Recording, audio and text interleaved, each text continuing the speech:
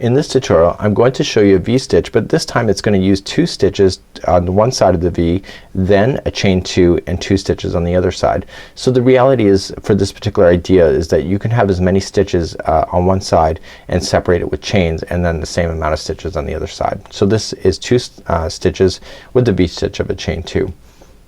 So you're gonna apply 2 single crochets first, chain 2, and in the same stitch 2 single crochets. And so basically that chain 2 is gonna be a gapping space right where you need it. So if you wanted to do it again, you can just apply 2 single crochets first, chain 2, 2 single crochets back in, and this is what it would look like. So you can do really neat ideas even with border with something like this.